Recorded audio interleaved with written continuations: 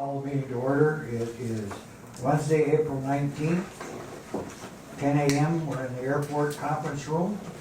And available via video and phone is Laurel Beaver. Thank you, Laurel. Welcome. And with us today are Lee Hervey and Mr. Sutherland, and they are both on our agenda. Before we start, I stopped at Sportsman Service today and I told Tim that I was looking for a rod and reel for my wife. And he said, "Oh, we don't take trades." Yeah.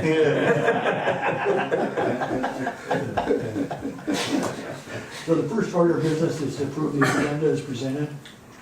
I'll move. I'll second. That's a surprise. Any additions? Call the question. All those in favor, please signify by saying aye. Aye. Mr. Chair, if I could, I just note that we do not have a quorum present, so, Well, we're going to take minutes the same way. yeah, that's true. I just wanted to, for the record. If necessary, we'll redo the motions next meeting Okay. to accept the minutes and so forth. We just did Technically, that. do we, because we don't have the District 5 representative, or, I guess Oh, I that's don't know true. how all that would work. That's true. The District 5 is open, so it's an open seat, so we only have really 6. So we would have a quorum if that's, Yeah. if you want to get, Technically. yeah. So technically, we're legal. I would say so, Yeah. unless If the, they want to bring it up at the next meeting, we'll let them have it. I'm just going to assume they may not. Well, we do have You're reporting. we're doing fine. Okay. Yeah. We're good. thank you for that. Approve the minutes from 3/23. They were sent to you. I'll move. And I'll second. It's a surprise. Yeah. I've already read them. Yeah, me too. Any questions about them? Any further discussion? Call the question. All those in favor, please Aye. signify by saying aye. Those opposed, motion carries. Mr. Treasurer, you got the hot seat. I got the floor, huh? Yeah, which one do you want to do? We will go Keda first. And there was nothing. I was here yesterday and Kyra was nice enough to show me which ones I sign on, even though I got most of them last time without the little mark out, but I'll make a motion to approve them. And pay them. Yeah, nothing out of the ordinary. Very straightforward. And we have a second by Commissioner Roach. Yep. Further discussion. Call the question. All those in favor, please signify by saying aye. Aye. Those opposed, motion carries. Keda cold weather testing. Only thing that we did have one transfer from to JLR to take care of some bills and whatnot, but other than that, it's pretty straightforward again, and I'd motion to accept them. I'll second. And Paul, do you have anything you want to add to it? Well, again, we're winding down. This represents kind of, you'll see Tim Jackson's on there for 2 months. He withheld to help us with our cash flow, but that's 2 months worth. But otherwise, we should see a significant rundown in our expenses as the season concludes here. Call the question. All those in favor, please signify by saying aye. Those opposed, motion carries. Thank you. Maybe you could work with Tim on simplifying his invoices a little bit so I can understand. And 35 years ago, there was a novel idea presented by Lee Hervey and Dr. Hasbargen at that time about the potential for the Vinstead program, and it was pretty novel. Not only did it make our newspapers, it went statewide and was even talked about in some national news for kind of a novel idea.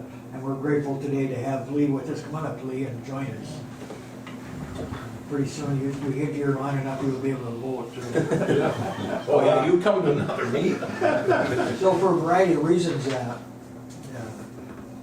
Lee has outlined in the past, and will again The program met with some success and there were some difficulties. Well, because of the impetus of the potential for the end of school closing, Mr. Hervey thought it would be time for due diligence to maybe tweak it a little bit, and we're hoping that today kind of serves as a launching point. And I know that all the county commissioners have been given some brief ideas about what Lee's been thinking. But in order to move forward, it's gonna require some seasoning, and that's why Lee's here today, to kind of sit down and talk about some of his ideas, some of the hurdles that took place last time. And the whole reason behind it is in 1980, we had 18,000 people living in our county, and now there's just over 13,000. The amenities that we have here and the quality of life, you'd think it'd be going the other way around. So, does anybody have any questions for Lee before we start?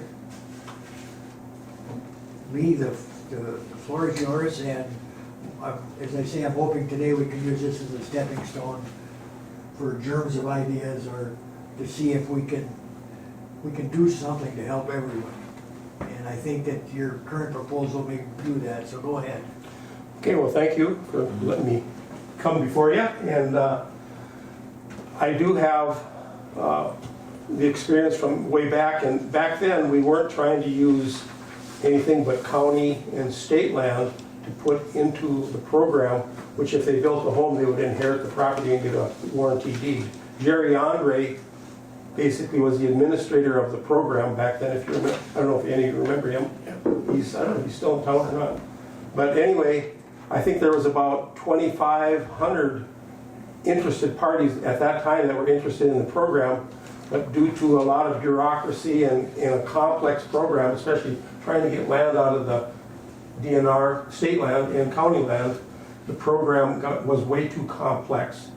So there was people interested in moving up here, but we only had a few people who succeeded in doing that. Okay, again, due to declining population, it isn't only Indus, it's also the Falls School District, Little Fork District, and other services in the county are suffering. Fire departments, hospitals, roads, there's a lot of reasons why we need to kind of replenish some of our population, or we're going to lose services. My work area covers Itasca County, Lake Woods County, Roseau County. As I drive through these counties, I see a lot of roads that minimum maintenance roads. And if we should lose funding through the federal and the state, I can see a lot of our county roads becoming minimum maintenance roads. We need to survive on our own as best we can. And land should be put to its best purpose. And land base that has a school bus going by, mail going by, that road is plowed, it has the amenities to basically support a home. That would be the best purpose of that chunk of land. And back then we were trying to use those ideas to get land out of the state and out of the county to basically put a home there. Well, that was too complex and didn't really work, so I've spun a little different twist on it, in that basically I'd like to give a tax credit to some of the larger landowners in this county if they basically sell a piece of land, and they can sell it for whatever it's worth, but they'll get a tax credit for future taxes against the land that they still own in the county. And this wouldn't only be for residents, it would be for landowners like the Boise people who own Boise lands, it would be for people who own mining lands, and of course homeowners. But the home has to be built on a roadway where there's a school bus going by, so it's best purpose of that land. We don't want to put residents out in the middle of nowhere. And that's kind of what the homestead program did, program did originally. And the thought is that and I've already had a couple of inquiries about the program. It's kind of interesting. Word isn't even out. But one of them was a gal from Colorado who wanted to move back here to her family. And her family, my thinking would be they would even give her a piece of land, but as it would be a little incentive for that family member that still lives here, they would get a credit against future taxes if they broke off 5 or 10 acres. And the 5 acres was, and I've run this past some of the county people, 5 acres if it's on lakeshore land, or what they call shoreland, and up to 10 acres if it's not shoreline. But there again, it has to be on a roadway with all the amenities of plowing, bus route, mail, so on and so forth, you know.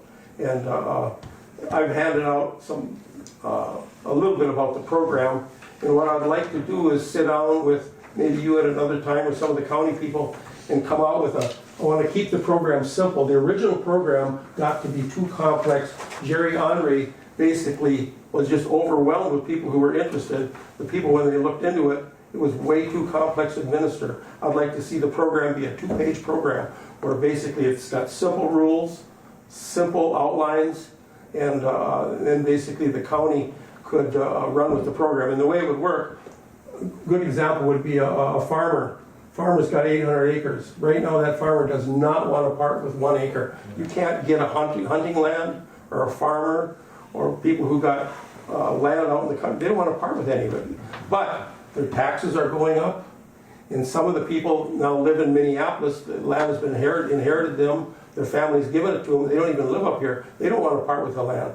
My thinking is, if they got 800 acres or 100 acres or whatever, if they break off 5 acres, with the tax credit, it would pay their taxes maybe for another 10 years going forward. So it'd be enough incentive for them to break off a little bit of land. That's best purpose would be to build a home. And of course, the idea is that once the home is built, that tax credit would be applied to future taxes of the person who broke off that chunk of land.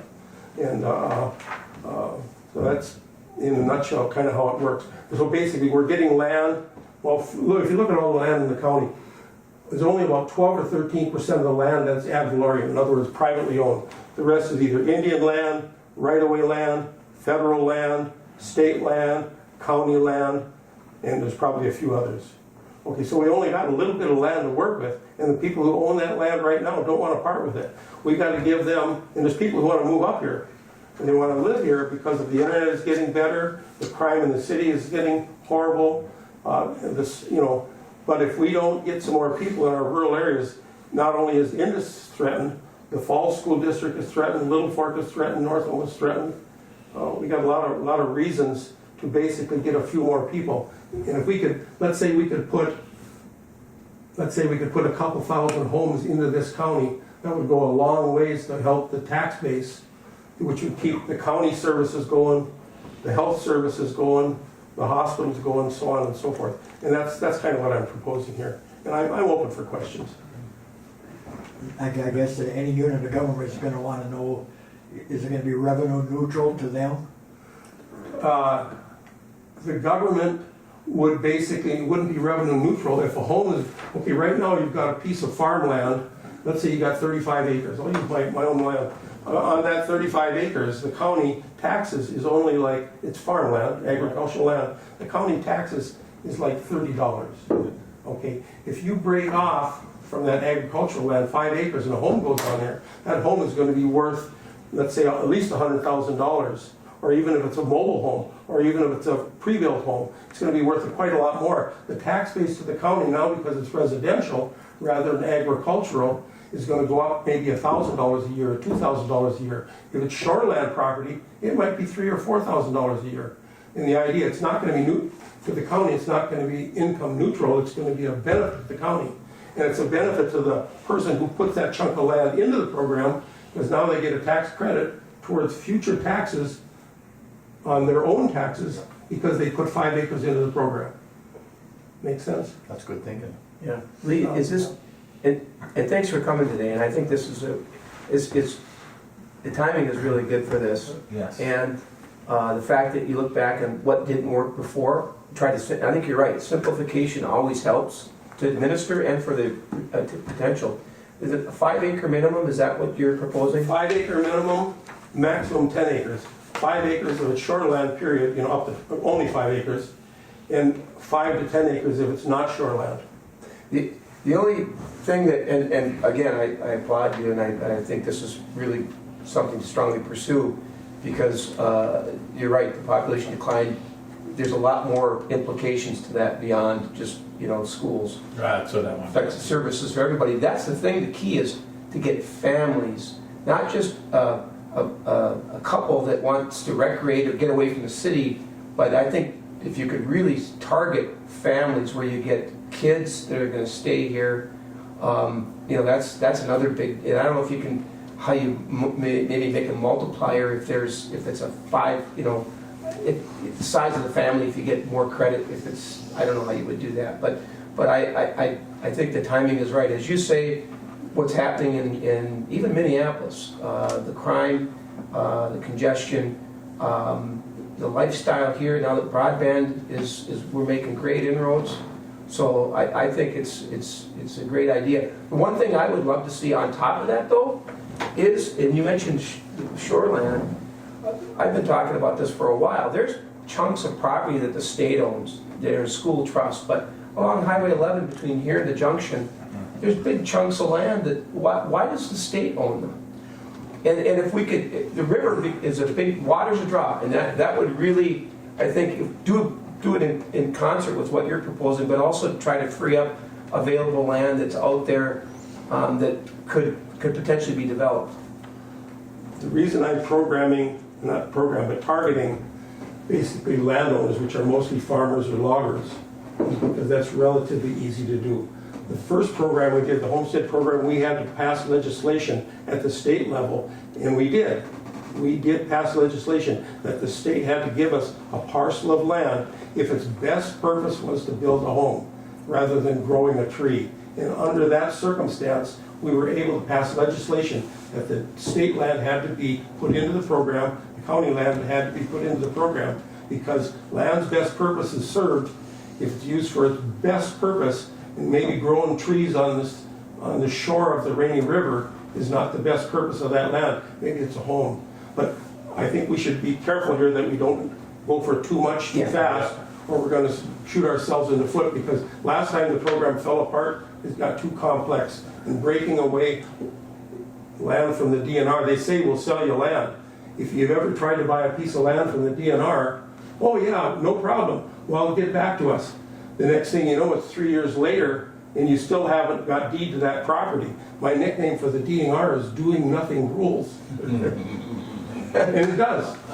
Well, I talked to Nate Heibel about that from the county forestry, and he said the same thing. He said they're tied up in school trust, and they're damn near impossible, but it just drives me nuts that the state has this land that has more value to us as a county than to them managing it. There's even property up the lake that MnDOT owns, and it's like, why does MnDOT have this property when we know that the value of lake homes and river homes but I think you're right, to asking too much and overcomplicating things up front. But I still would like to see the county at least try to make some inroads with freeing up some of that other land, because I know, talking to Mike and others out in Birchdale country, people are buying property sight unseen for recreation. Right. But if you could convert those people into year-rounders or families, I think that's, yeah. And if they buy it for recreation, they put it in these state programs where you can never build on it, because they get so much money per year. And I addressed that in my unit there, and that's it. You lock, basically it's a land grab to prevent a home from ever being built there. We don't need to overpopulate the county, but if we don't keep our population up to a certain amount, the whole county is threatened. The hospitals, the fire departments, the law enforcement, everybody. We have to at least try to address it. That's how I feel. And I agree with like the resident, keep it simple, right, first, and get some progress going. Yeah. And get it, see how it works. And we all would like 1,000, but if we get 20 homes, that makes a big difference. You know what I'm saying? Just start. And you're right, and it's closer than people think. The services, the impetus started with the school again, but you're correct with all the other services, and one of them, dire danger, is ambulance service for everybody, not just out there. I'm talking here in International Falls in the surrounding area, and whatever we can gain, like I said, our own local tax base to help run these things, because two things happen, right? Either way, your taxes to keep it going are going to keep going higher, so if you can get more people to pay, or you're not able to provide them. And people think they're always going to be there, but that may not be the case. So I think this is a good idea and on a good track to, and that it's already on the rolls, right? When you talk about revenue neutral for government, all that's put in compared to if you have somebody out in the middle, you know, in the bush somewhere, you know, that they can get their lot and everything that's already available to everybody else around there. Well, this program is not targeting deep forest land around the roads. Yeah. It's not targeting hunting land beyond roads.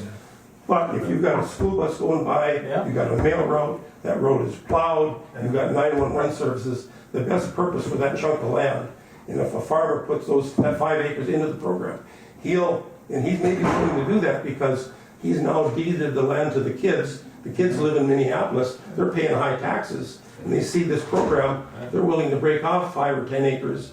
Now their taxes are paid for maybe the next 5 or 10 years, and they want to hang on to the land. But if they don't do something, they're tired of just spending tax money up here, because their job is in cities. And I can give you examples of that. Farmers After 10 years, they can take and give another 5 or 10 acres away and keep the land for another Right. 10, 12 years. And this is just a draft, you know, Yeah. Randy nailed down. This is And I think a small group of people, if you decided to look further into this, we could refine this a little bit, but we gotta keep it simple. We don't wanna get it complex. Getting into the DOT land, that's a whole nother ballgame. We did pass legislation through the legislature that the DNR had to give us property if it was on a school bus route. That happened. But basically, the program was looked at by Boise as a threat to access to woodlands.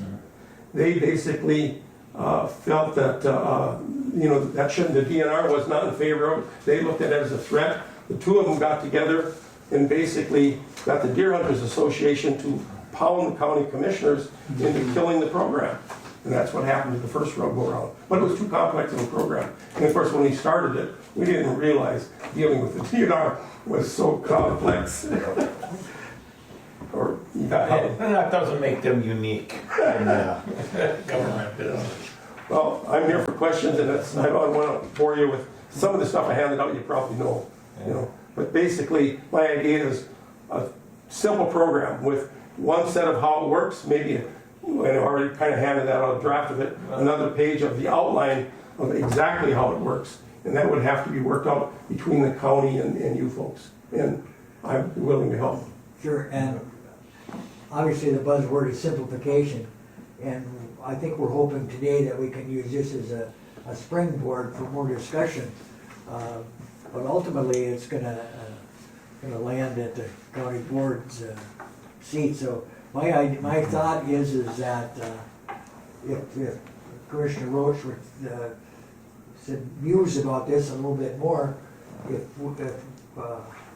the county board would consider having a forum to learn more about it, to make it an approved activity for county commissioners, and try to build on today by either bringing in a few people who would be crucial to getting this done, but to extend the conversation a little bit more.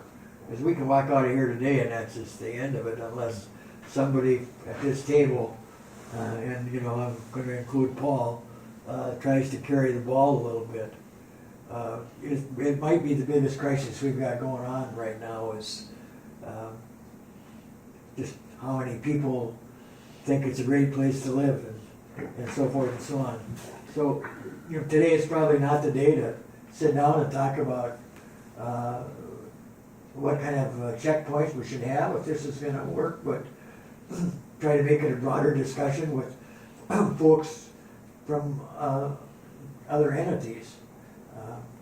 I don't have any real clear ideas, but I just know that the county board and city councils would almost have to be on board and try to set some guidelines. And I think if you came to the county board with something like that, they're bringing this to us for us to look at, would be very helpful with you there to talk about it at the same time. Yeah, and I'm willing to do that. Yeah. We got to keep it simple. Simple's the main word. Yep. The first program died because it was too complex. Yeah, no, and I think creating a committee, if you're able to bring in some other folks and, but again, keep the committee simple. Don't, at least to formulate some sort of, structure so that you can roll it out, and bringing in our state rep and those folks. But even prior to that, maybe just getting a really solid plan, but I really like it. I think it's tremendous, and yeah, there's some other models out there in I think in Kansas there's a county or a city that's offering up. There's variations of this, but I really like this established homeowners, because then you're not dealing with building, infrastructure Right. beyond what's already there, or wetland, dealing with wetlands, Yeah. and you've got a willing seller, whether it's a bus route or there's power, internet there, or whatever. But those are really good ways to avoid some of the tripwires that could come back, and the deer hunters see this as a threat. I think if it's an established homeowner, and there's lots of property owners out there, I think that would be, they're at the right age or they're absentee, that would probably be. You said you've already received some calls, or? Yeah, I've got a couple inquiries already. We have nothing to lose. Yeah. That- Nothing at all. To look into it and try and get it going, even if we get it set it up, and there ends up not being this big, but we have nothing to lose. I mean, it's a good opportunity. It's a good Well, idea. if you're an existing farmer and one of the kids wants to move back home again, that farmer's got a little more push incentive to break off 5 or 10 acres. He gets a tax credit, and whether he gives it to them or he sells it to them, the value of the land would be established by what basically the land has been sold for in the past. And what's being built on it, house, revenue. Yeah. Lee, who do you see that would be important to have at the table? I realize it's gotta go to the county Well, board. I would like to see somebody from the assessor's office and somebody from the auditor treasurer's office, so we understand, the real benefit tax-wise to the county. Maybe even zoning. I've talked to zoning already. I've talked to some of these people about this a little bit, so I've bounced it off a few of these already. Zoning would be good, but we're looking at, and basically, think of a rebate from Menards. You go buy something at Menards, and you get a rebate, The homeowner basically would give or sell his property. If he sold it, he could go with the assessed value or what he sold it for, or we could go with the average value of what county land goes for. And then he would that would be based for the tax credit that he would get, is basically a form of tax credit. He could use that for the next 5 years or 10 years or whatever, But the property would have to be built on, but that wouldn't take place till the land actually has the home on it, and basically the auditor gets a tax base. So basically the program wouldn't really begin, the tax credit wouldn't begin until the home is built and the county is capturing that new tax base, which now instead of $35 a year, or it's maybe going to be $1,000 to $2,000 a year tax base if it's in the loan. Just to make it a start, could we make it like a subcommittee of Keda, have it this, or a whole, for one, that it would automatically have the county and the city involved in it. Well, I had Paul's experiences is you're gonna have somebody pull the wagon. That would be responsible for seeing to get it done, otherwise it'll be difficult. I'm willing to, I don't know how much time, Lee, you wanna try to put into this. You're not a kid, you're a busy guy. Well, I'd like to keep the group relatively small, 5 or 6 people. Let's not get a whole bunch of people involved. We're gonna have such a big committee, we're gonna get nothing done. Oh, right, yeah, I agree. And let's keep the program simple. I think my basic idea here is somewhat cemented in how you think it's gonna work. We just gotta do the outline of the actual program. And I'd like to keep that a 1 or 2 page out. And people like the auditor, the treasurer, they don't necessarily be part of the committee, but when we have or whoever has the meeting, you can always ask them to come in and give their expertise and invite them and stuff. Or we can draft it the way we think it should be and run it past. Yeah, there you go. And the county attorney, I'm sure, would need to. Then they can tweak it however they have to tweak it going through there and bring it back to us. In my thoughts were the first 2 years, you'd get 50% of credit on what you sold it for. Maybe that should be 100%, or maybe it's, those percentages could change. And that I'd like to talk to the auditor, whatever. But if it's shoreland, that property is going for a horrendous amount of money. Might go for $30,000 for 5 acres. You get a $15,000 credit towards your future taxes. So that's. I'm open for It almost has ideas. to start with the county board though, Right. don't you think? Well, I think we should start with the county board to make a motion to pursue it further, and let's form a small committee write up the outline, and then run it past the auditor, the attorney, the zoning. Are you free on next Tuesday? We have a meeting. As far as I know. No, you know, I got a dental appointment in the afternoon. If it's early, I think. Yeah, I think our 9:30 is our meeting, so it'd be between 9:30 and Yeah. 10:30 or 11. Yeah, yeah. Well, you folks gotta think, I mean, this is just my idea, but I think if we don't address this declining enrollment in the county, it's a threat to those of us that live here. Yep. Both for amenities, 911 service, I'm head of the fire department in Lowman, we're threatened too. There's a lot of groups that are threatened if we keep losing population. So, Ron, what do you think as a county landowner? You know, as myself, somebody that's getting older, that doesn't have family to pass my land down to, it's something I would be interested in. If I could take and get rid of my tax property, it's probably not something I would be interested in right now in this stage of my life. But once I get to retirement age and retire, you know, income's limited, yeah, it's a good way to supplement my taxes that I pay in. So yeah, I can see where it would work. And the county would get a lot more taxes once a home is built there. So it's not a losing proposition to the county. Yeah, the big thing I could see is, as a landowner, it'd want to be something where I could just put my name in the hat and say, I have land I'm interested in. I don't want to have to be the guy going out trying to sell it and everything else. I want it to be simple for myself as well.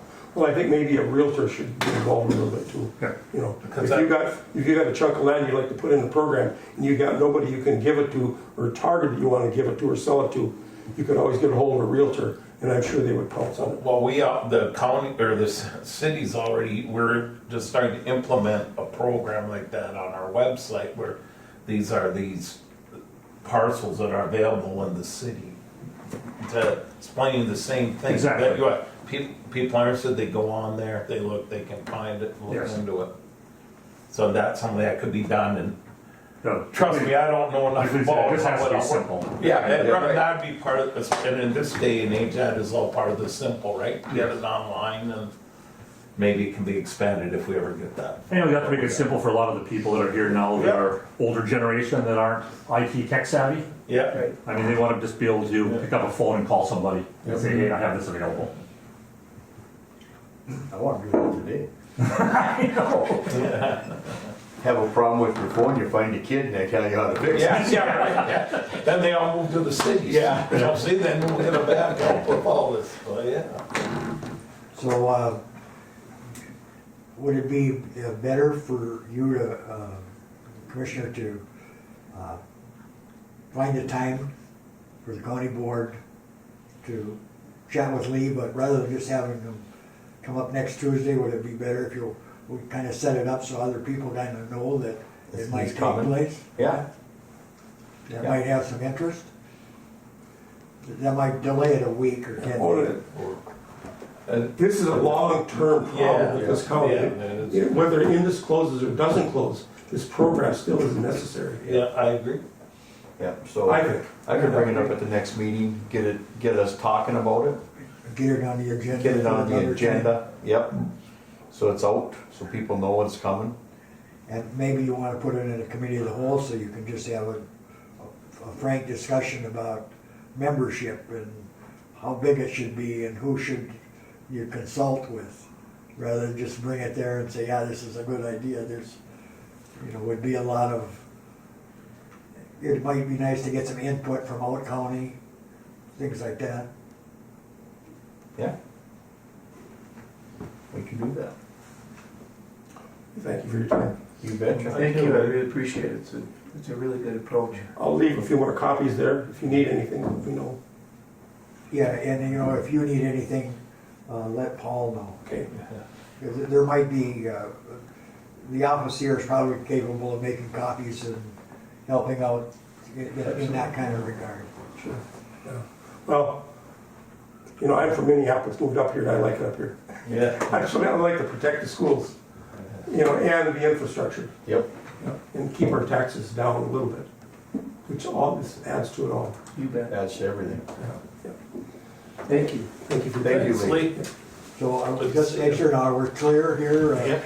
They're gonna bring it to the county I'll board, bring it to the county board. Yeah. and you're gonna see if we can get something set up for, Committee of the whole, or something where you don't have to actually make a decision, yes, this is what we're gonna do, but I give you an Give a opportunity. discussion. Sure. And we can let Lee know ahead of time. yep, I got his And number. invite anybody else that might have. I'd like to have a little bit of input from a few other people too, not just my own idea, you know, that's important. Yeah. But it's still government, it's gonna take a little time. I know. I work with the FCC all the time. Nothing gets done today. Yeah, Well, it's a first step. yeah. Yeah. You're welcome to stay, Lee, if, You know what, I've got a few other commitments and I would too. got to You might be voting before the end of the day here. Yeah, I get one again, it's good. sometimes, you know, it's good when you know when it's a good time to leave and you've said enough. Yeah. would it be all right with you, Lee, if the press had any questions, if they contacted you? Sure, that's fine. Yeah. Yeah, 218-240-4838, yeah, well, Laurel's on there as well, so. thank you for your time. Thank you. Thank you for coming in. Yeah, yeah. It's a good idea. Well, we've learned some mistakes from the first go around. Yeah, And corrected them. Yeah, Or that's have, it. have an idea for correction. right, Major. exactly, yeah. And I think the idea of going with maybe DOT land or state land or county land is a good idea, but for right now, the homeowner, if we just keep. Oh, yeah, absolutely, yeah, because Nate Heigl said going through the school trust lands, it's a nightmare. Right, Yeah, yeah, so. yeah, yeah. Land should be used for its best purpose, that's the key.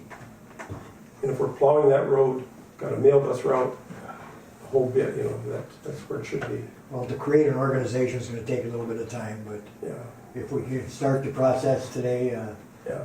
That's what, that's how it works. Yeah. Does that mean that the rainbow will not only end in Birchdale, it will branch out then? The rainbow will, It depends on where it comes from. thank you. Yep.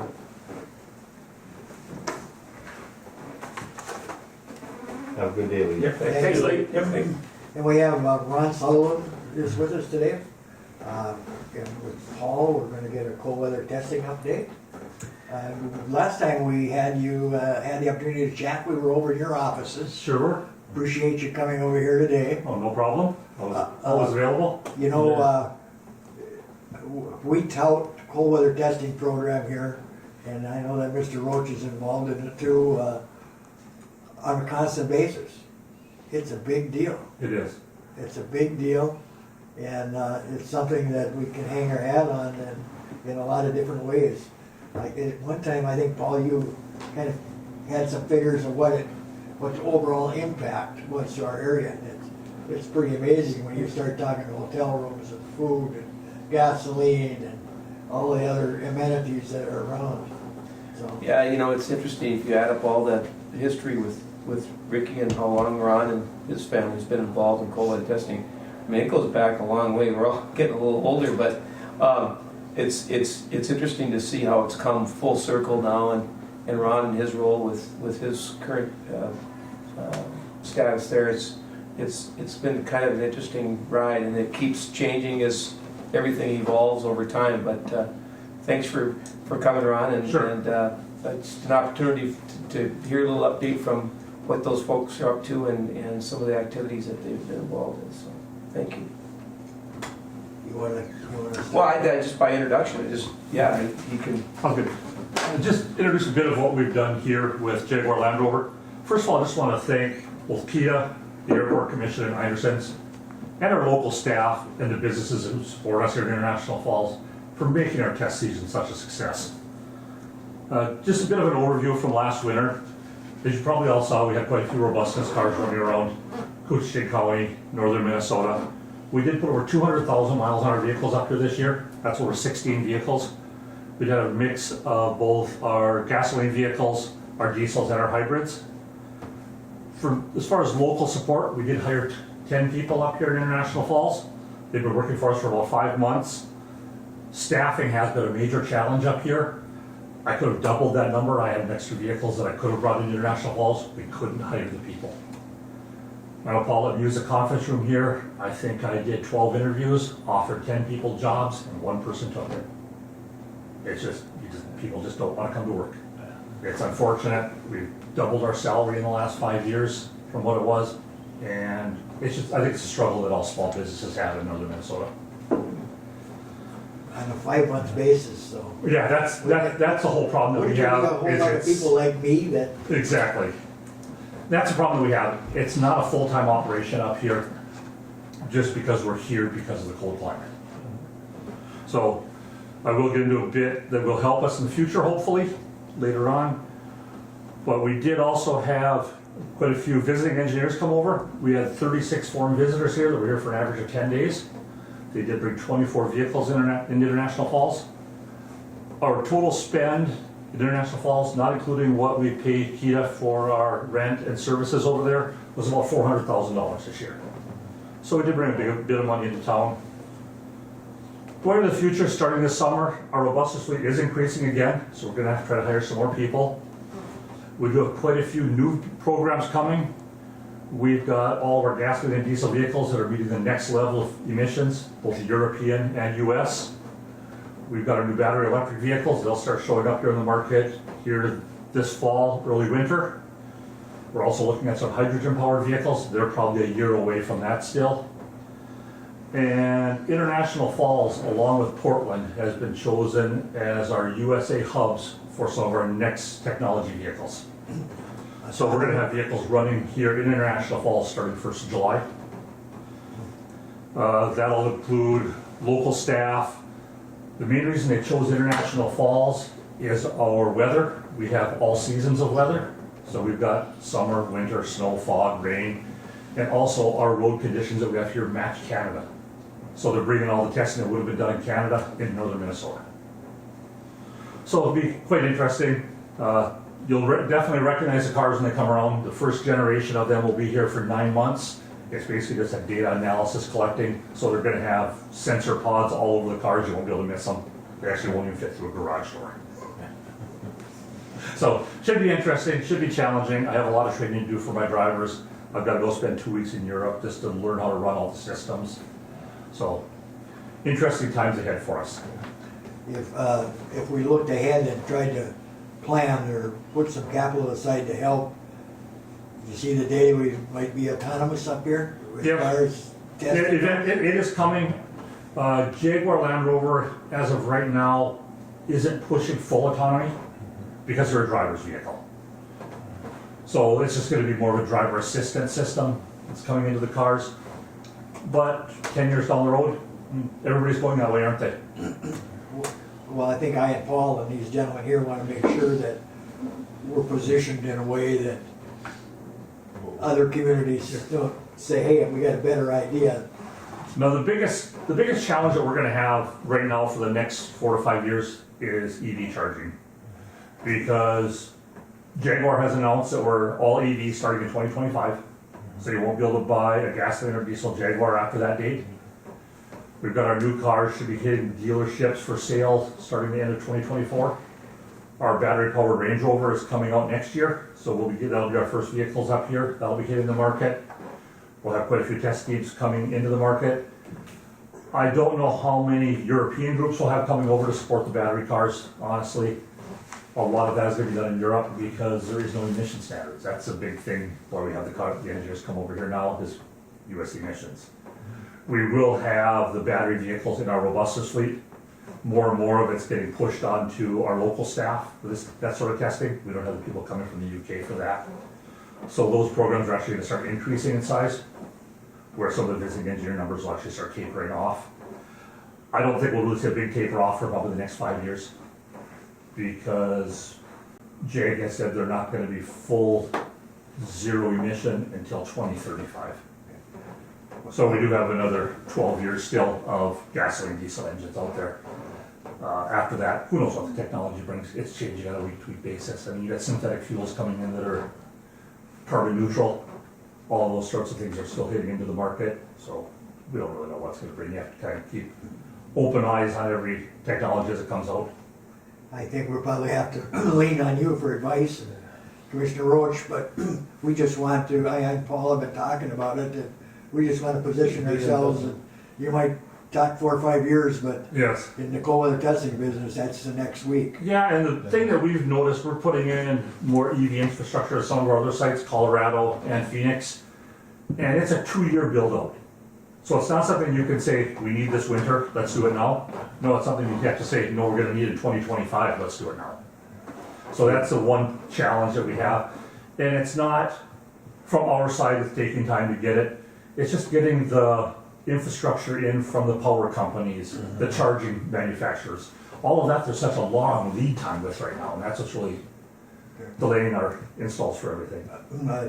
Chairman Schoblum is the head of a multi-county group that is now just tepidly putting their toe in the water to try to see what we can do up here. If you looked at the map, Yes, Yeah. on the charging map, north of Highway 2, there's not a whole lot. well, if you lived in Rochester, you would maybe not want to come up here. No. And one of the things that we're noticing is all the chargers that are in place north of Minneapolis actually right now, you're only seeing the 50 kilowatt chargers. Those work fine for first generation cars. Our new cars are capable of 380 kilowatts of charging. They'll recharge a Range Rover battery from 0 to 80% in 20 minutes. Getting that kind of infrastructure in is expensive. So I've only touched on what the value of those chargers are. Yes, How would you raise that kind of capital? I have no idea. I mean, are we talking $10,000 or $15,000? No, you're talking 100,000 plus. The chargers alone are 100,000. That doesn't include the power infrastructure to bring it in, the transformers, all of that. I know Paul's had some discussions with groups about what it costs to put in a charger. Yeah. And they're crazy expensive right now. And the whole thing is, yeah, we can use the public ones, but who's gonna pay for those public ones right now? If I was a business owner in town, own a service station, own a restaurant, I'm not gonna wanna put in a $250,000 charger thinking I'm gonna get that back right now. There's not enough Right. infrastructure. What comes first, the chicken or the egg? You know, people aren't gonna drive the cars up here until the charging infrastructure is there. Charging infrastructure is not gonna put in until there's demand for it. Our initial meetings with other counties, we did have a power supplier there, and they were interested in maintaining them, Yes, but not owning them. yeah. Is that common? Yeah, I think pretty much. I know there was a study that came out of California, and that's probably the biggest market in the US. And at any given time, they say 60% of the chargers are offline because of lack of maintenance. Is that one running behind City I Drive? was, yeah. Yeah, I've been thinking of It that. is up now. It is up. Yes. I actually Speaking of used it. long haul, I actually getting used it it. going. Did you? Yes, it didn't work because I didn't have the app on my phone, but it said that it's supposed to work. So you have to pay off the app on your phone? Yes. And what Okay. speed charger is that? or That's what only a capacity? 7 kilowatt. 7 kilowatts. So to charge, say the new Hummer EV that's out right now, that's close to 2 days. Not really practical, is it? No. So 7 kilowatts are great for a hotel, where you're gonna have a guest staying overnight. They're not really meant for the traveler that's out there trying to get from point A to point B. To do that, you really need a 50 kilowatt minimum, preferably the 350. So my co-other testers drove up from California this Yes. year, and I went to Minneapolis and picked them up in the cities Yes. and hauled them to the falls because there's nothing between Minneapolis and the falls for them to get here. No. Yeah, there is, in fact, I have to make a trip this summer. I have to rent a vehicle, drive from Minneapolis up here and start my test here and drive from here to Phoenix with it, charging all the way, just to prove that it can be done But that's in the summertime. in the summer. We want to see you do that in the I wintertime. know. Yeah, And I mean, in the wintertime, it's not gonna happen no. because you're running your defroster, your heaters and everything. Yeah, else. our cars are 250 miles in the winter. So you can just want to make Minneapolis, so there are charging opportunities between here and Yeah, there. a few. Yeah, quite a few actually. If they're up and running there, that's the main thing. Yeah, we do use the public network extensively right now with our hybrids. So right now, we charge our vehicles in Duluth, we charge in Grand Rapids, we charge in Virginia. All those places do have the rapid, the 50 kilowatt chargers that we use on almost a daily basis. I know MnDOT is having some forums across the state, and the nearest one here is in Bemidji. It's on May 11th. And I think the idea is to outline what they're thinking about how to expand the network. But There's not very many dots on the map right now. No, there isn't. Bemidji does have a few chargers. They've got a couple 50 kilowatts. Beltrami Power put one in over at their headquarters. There's one downtown at City Hall, a 50 kilowatt as well. Tesla has their supercharger at the Target store there. They are supposedly opening those up for public charging as well. But it's just a struggle. Well, you know, the good news is the feds have committed a fair amount of dollars, but when you start allocating those over 50 states, and then It's not much. they're going to major freeway corridors. Yes. They're called, what they call them, anyway, 35Ws of the world, 90s, 94, that's where they're gonna start. So when you get into the rural areas, it becomes, it's gonna take time, and it's gonna take resources. Yeah, the other thing that's a challenge is you get a lot of places that will put in one charger. One charger sometimes doesn't help you. I know I was in California with our iPace, our electric car, and I pull in to charge my car. And there's a rack of Tesla chargers, there's 50 of those for the Teslas. And then I pull around the back where they have the chargers that'll support the US spec cars, and there's one. And there's 8 cars sitting in line. Yeah, And the next nearest charger is 100 miles away. So what do? You sit there for 4 hours waiting to charge, because there's only one charger. And how do you decide to put in more than one? Where does the money come from? right. And how long does it take to get it back? Yeah, exactly. Yeah, exactly. How many charges do you have, Rick? I have 4. Okay. Yeah. And they're all pretty universal now, right? I mean, except Yeah, for- there's a few different standards. Most of the ones here in the US have gone to CCS1. So Combined Charging Standard 1 is a US spec. So us, we kind of struggle a bit because we do test every market here in the US. So I have US spec cars, I have China spec cars, I have European cars, I have a Japanese car. And of course, nobody does things the same. It's all gotta be different. Of course. They can't standardize like they have a fuel nozzle yet. Yeah. You don't see triangular ones for Europe and square ones for China, but for electric charging, you still do. So Ron, adding the years that your dad worked at it, how many years have the Sutherland's been involved in car testing up here? 1969. A couple of years before that, we were born. So it's been a long time. Yeah, well, we appreciate everything that you've done, and if you could think of a way for us to help with some practical way or Sure. something that can be done, because, Yeah, I think the biggest thing over at the airport right now would be, I think all the manufacturers, ourselves, Navistar that comes in, I think we're all willing to put in our own charger itself. It's just getting the power in there to support that. I mean, I think most of the groups are fine using, I mean, we have portable ones that we carry around from site to site that are 50 kilowatt. They're on wheels, just roll them up, and plug them in. It's just having that place to plug in the charger that we need. Yep. I think both the city council and the county board are open to Yes. suggestion and try to plan for the future. I and Paul last night told a group of people here in International Falls that we were gonna plan for autonomous cars, and our goal was to be a world-class site for doing it. Grand Rapids already is. They've got the autonomous taxis driving down there. That's right, yeah. They really? Yeah. That's a government program that's running down there. I can't remember the company that they've got 4 or 5 autonomous ones. Yeah, I've ridden in our autonomous cars in Phoenix and San Francisco. They drive better than most drivers do on the road. Mr. Chair, can I just add one quick thing?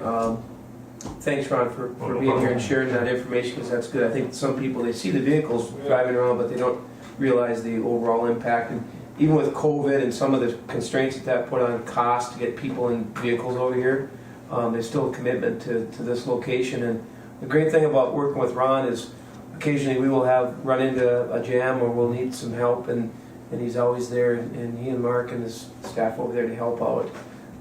If we need some support, and Ron speaks the language, which helps with the engineers, and so even though we're somewhat competitors, that they're not really. I mean, when you're on the ground, if you need help, They're all professionals. Yeah, exactly. So I appreciate all the help that you've provided, and some of the advice that you've given us in terms of kind of direction and stuff. So thank you. And I just think this is good information that it's coming, you might as well get a plan for it and quit. You know, whether you like You it. can like it or not, whether you It's think coming. it's smart or not, that just, I realize that myself, and that a lot of people who they're still fighting about the sit and listen and what you just told us. And you know, here. there's Yeah. there's an electric vehicle for everybody. Yeah. There's not, every vehicle isn't for every person. Right. Yeah. If you're a person that tows a vehicle a lot, yeah, electric car's not for you. Yeah. But your wife probably drives back and forth to work every day. Yeah. Electric car's ideal for her.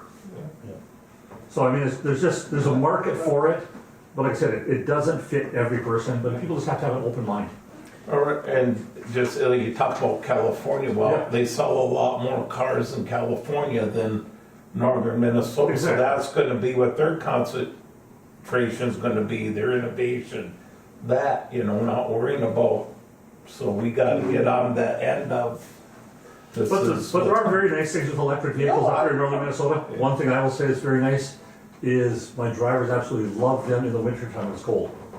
Because you hop in your car and the heat comes on instantly. You don't drive down the road in a cold car ever. Yeah. You hit the start button and the heater's blowing out hot air because it's all electric. Speaking about us all maybe advancing up the ladder a little bit, that's a big deal. Getting Yeah. in a nice warm car. And like you, I mean, how often does a person drive out of town to go someplace? Yeah. 90% of our driving is back and forth to work out here. Yeah. I mean, we don't go very far on the average We're person. only 100 miles average for Exactly. a person running around. Yeah. And like, for example, my one hybrid that I have here right now, that's got 70 miles of hybrid range. I drive back and forth to work every day in electric. The gas engine doesn't run. The one thing that, the pushback you're getting from some consumers is just the upfront cost now for a new vehicle. Exactly. That is a little outside of some people's reach. So I think that, like everything, will come down over time, but right now I think it's a barrier for some folks. I picked up an 05 Prius the other day from my in-laws in the cities. It's got 128,000 miles on it. It's an 05. To replace the battery was $6,000. Wow. They said, come and get it and haul it to the junkyard, and we're not spending $6,000 on a battery. But they've got 18 years of use out of the car. Yeah. That's a part of mine. Yeah, he's on his second. He moved up here from Duluth. Well, in law enforcement, no, but yeah, he just bought his second one not too long ago. Yeah. Pretty good. Well, we got plenty to do. Yeah.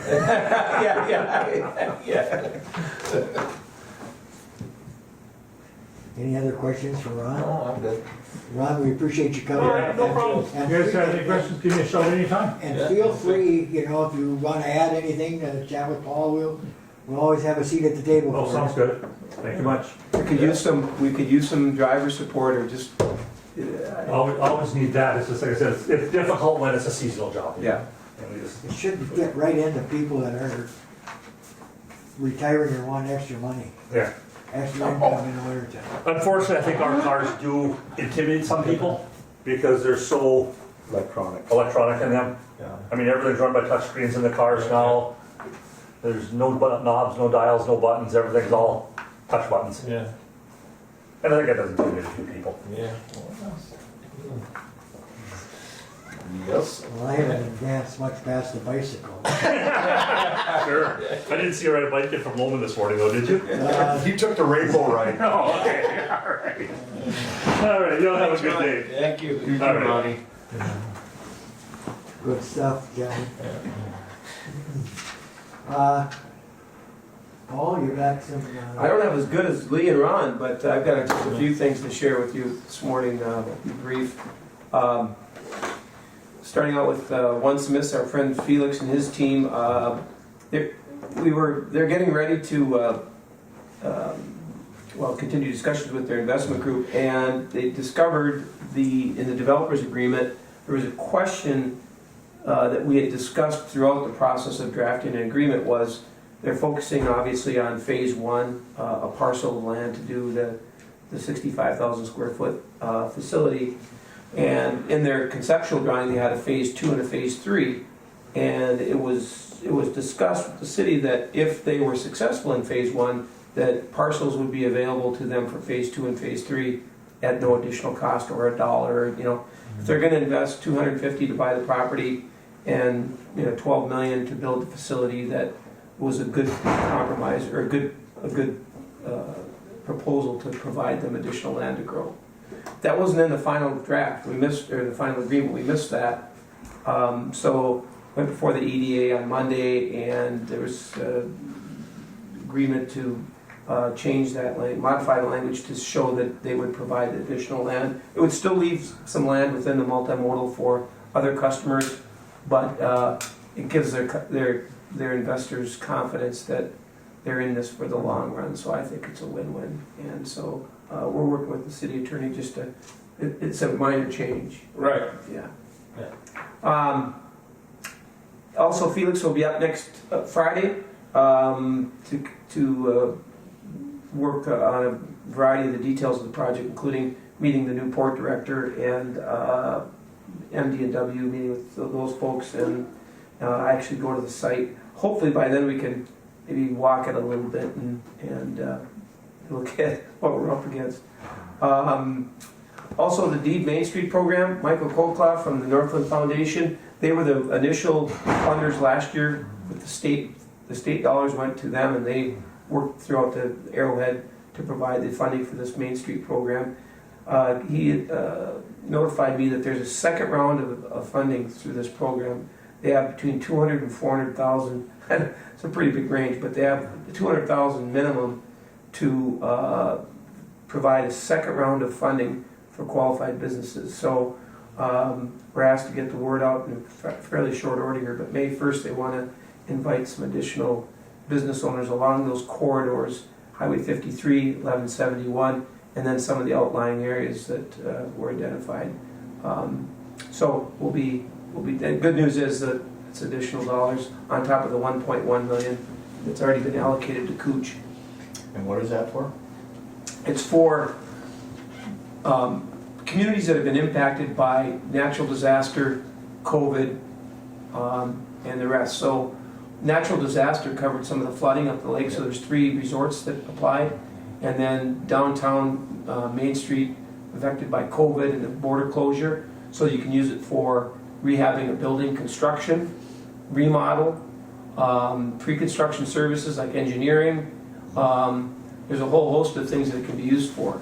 And some of the businesses downtown, those older buildings, they're taking advantage of that. And it'll pay up to 30% of the total project costs. Wow. Yeah. So, We anybody... non-profits? Yep, nonprofits are... Oh, some dad today. It's profit, nonprofit, but anybody that might be interested, we're gonna have a listening session on May 1. They'll have the applications there, they'll answer questions and talk about eligibility, but if anybody that you know is interested, you can either have them call here, or we'll try to get the word out. Perfect. Yeah. And a couple other things, business networking event. Last night, Joanne and the Entrepreneur Fund hosted a networking event at Cobblestone. 16 attendees were there, and they heard from a variety of speakers about some of the resources that are available to business owners or potential new business owners. I appreciate Commissioner Mike for being there as well. It was a good 2-hour. She told me too early beforehand when it was, when I was here. Come on, I'm watching the Twins on. No, it was good. Yeah, you never know how many people are going to show up on a Tuesday night, but I think they were pretty pleased with the turnout. And I think that they're considering doing it on a more regular Yes. basis to try to build some interest in it. That's one of the things I said during my little presentation was I think there's never been as many resources available to business owners as there are now, both financial and just supporting, whether it's just information on doing business on the internet, providing somebody that has expertise in that area. So there's lots of good available resources out there that people should take advantage of. A lot of those are no charge too. So, and then lastly, the state deed, the Department of Employment and Economic Development. Chet Bodine is our regional rep. He will be up here as well as a representative from Minnesota Power next week to look at the One Smith site, the multimodal, chat with Felix a little bit, and then meet with the city, as well as visit Green Tech. They've been working with Green Tech on their expansion to help them with that. And understand from Green Tech, I think this week they have a lot of their national dealer reps in town, 130 of them.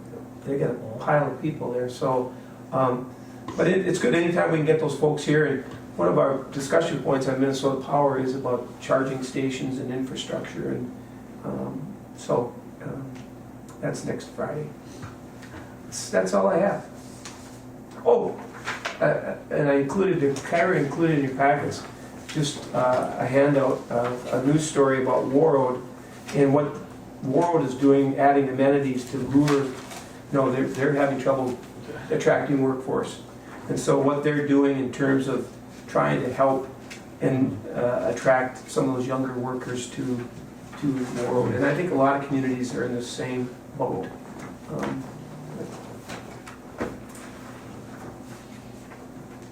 So That's it? that's it. Okay.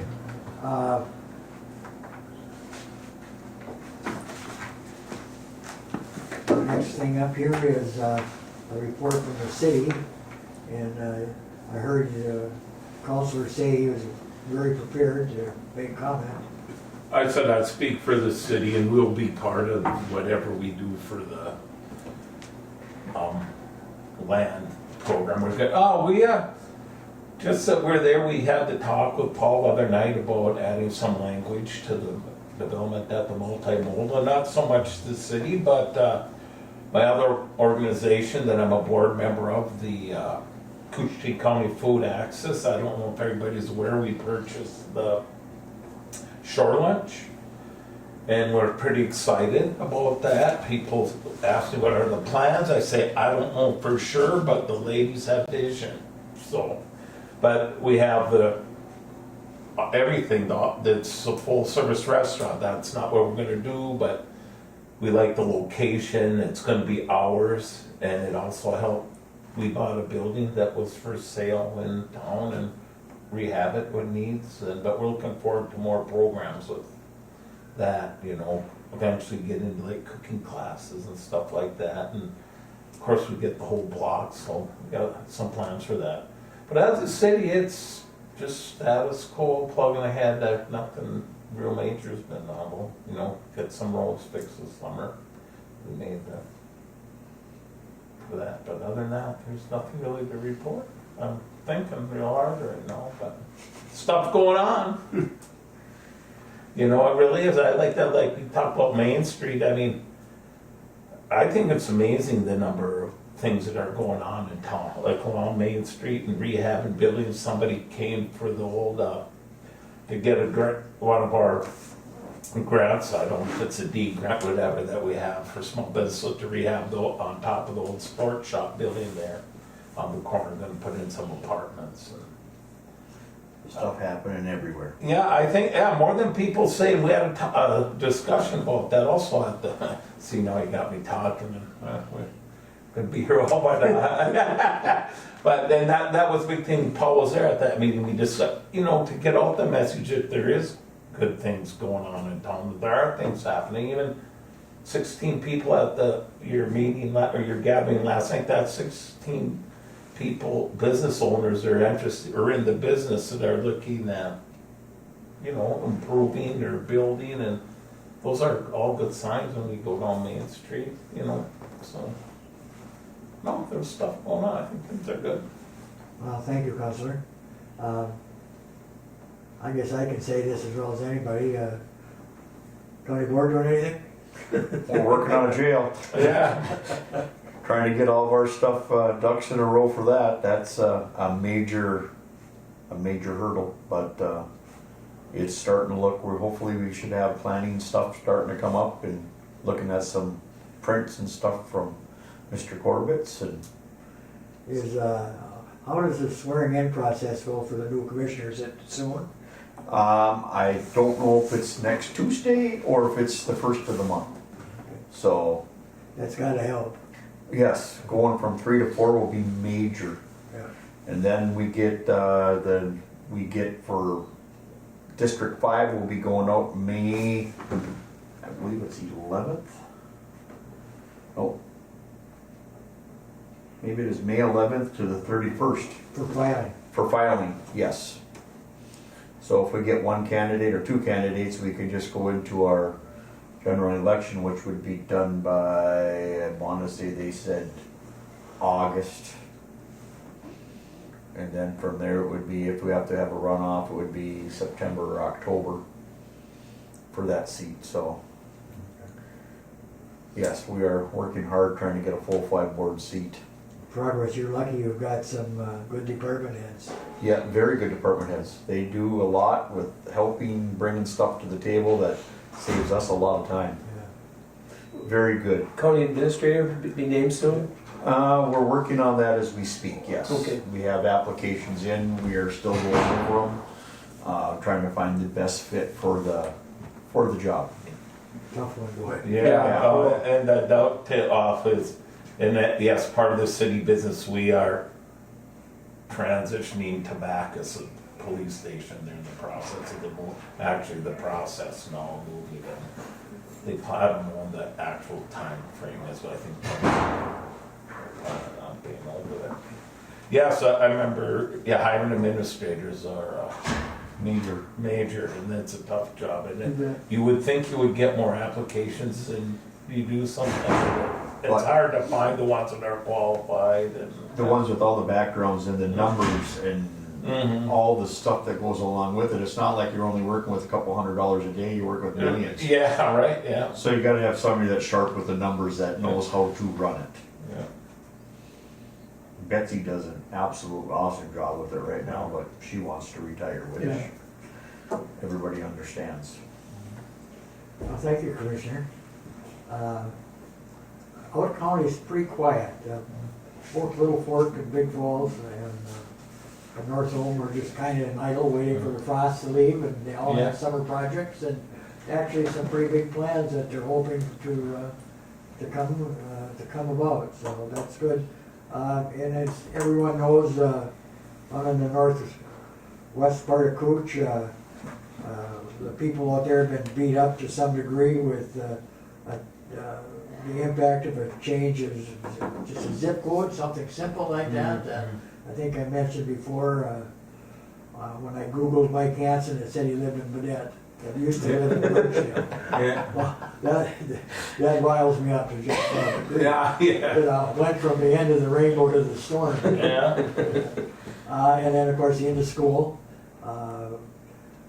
One of the outcomes so far at this point, and it won't be until sometime next month that the judge that was there for their hearing will make any comment and make any kind of type of ruling that may come down, is that there's a whole new generation of activists all of a sudden raise their hand. I was kind of worried that if indeed the end of school is going to stay in session, who would go about facilitating it, how would it happen? But it's pretty amazing how many people have stepped up. So in that degree, it's a good thing. Closing the school is currently being lauded as financially prudent, and I don't know exactly how you put a value on students, but they do. One of the things about the end of school and its outdoor curriculum is they take some particularly difficult children who for one reason or another, have had it a little harder, and a lot of times young adults are walking out the door. So how you're going to replace that, I don't know. The other thing that's kind of frustrating for everybody, and this is actually run by the legal staff. How to go about the process of shutting down the school, what you should do, what you shouldn't. It's hard for anyone to ask a question and get an answer on that advice of the attorneys, and that's a kind of a universal thing. So it's not that part is frustrating. To ask a question is, what will happen to a building with a brand new roof that has 60,000 square feet and an ice arena? There's no answer. There's no credible evidence that there's been given it any thought. So things are really up in the air, and financially it may make some sense. Everyone in the whole county is going to get impacted.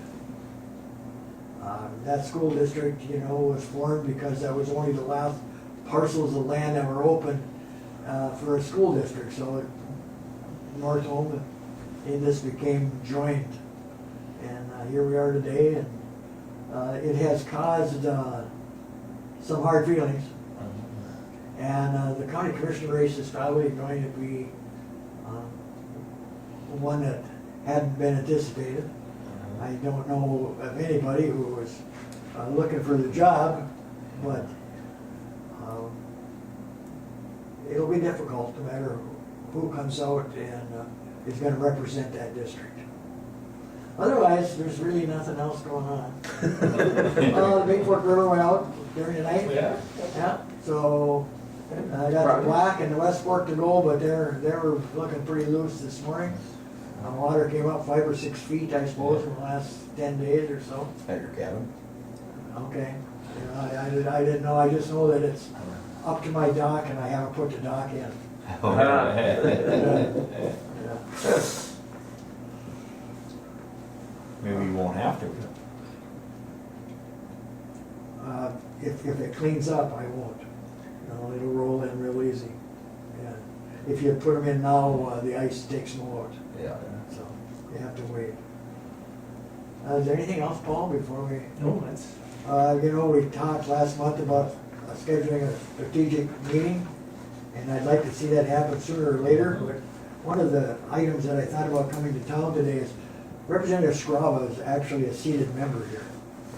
And maybe at this meeting we can have some discussion about membership, but I don't think the legislature is over till the 22nd of May. I was wondering if we can coincide it with trying to get Representative Scrava here. And there's just 3 of us. I don't know if that setting a date was going to work or not today. I was wondering if maybe we could do it digitally, putting out 3 or 4 dates and see what we can pick from, or would you prefer to wait, or how would you? I'd like to get this going before summer. yeah, knowing how hard it is to get everybody together before summer, I think we can send some dates out and suggest to everybody that bring at least one idea, concept, notion, area of interest that you'd like to see either Keda pursue or us as a group affiliate to, just bring something that you've been thinking about, or that you, even organizationally, if you'd like to see how we run meetings differently, but I'd appreciate just bringing some ideas of what we could be that we're not currently working on, or if we're missing something. And I think we could bring that pretty easily, it's just getting the date set Yeah. and so forth. Counselor and Commissioner, I have another question. You've got new members.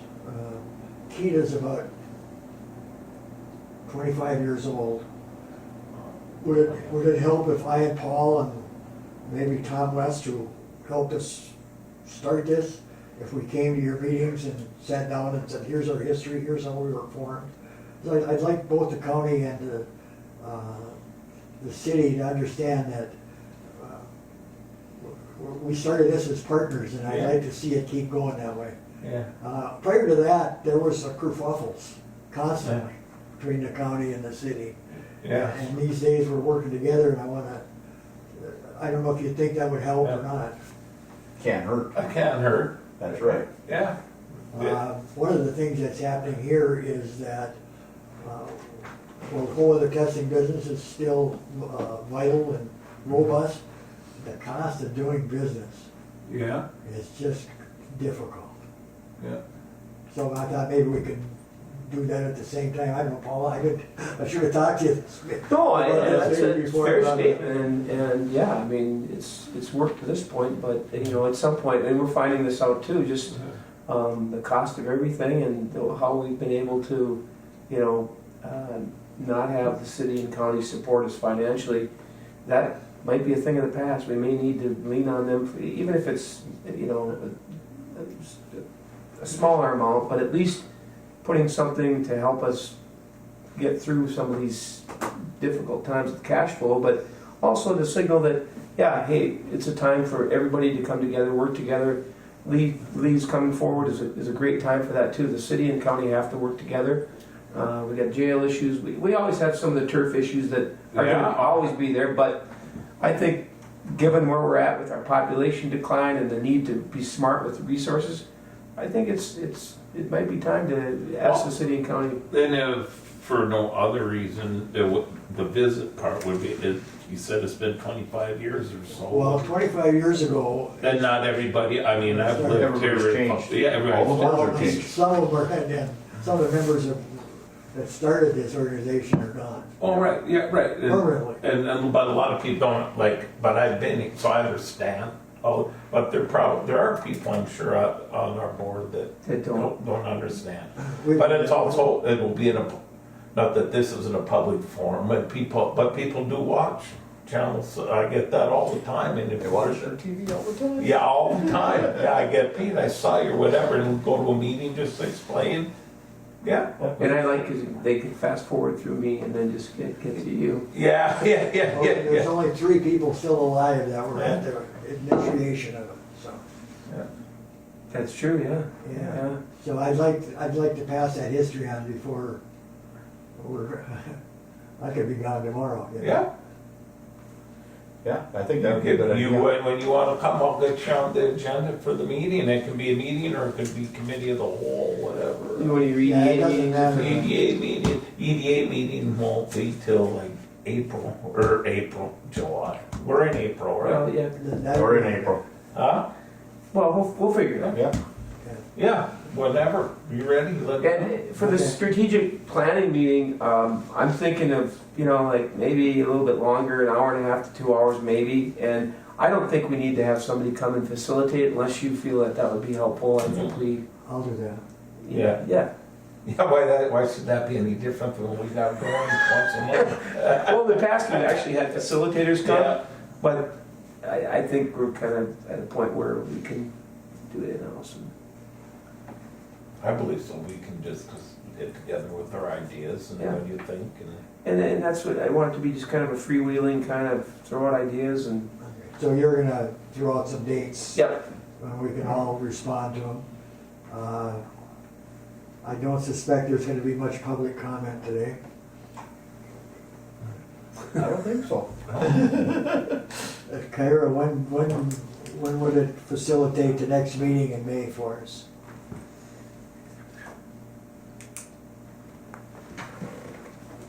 Twenty-fourth?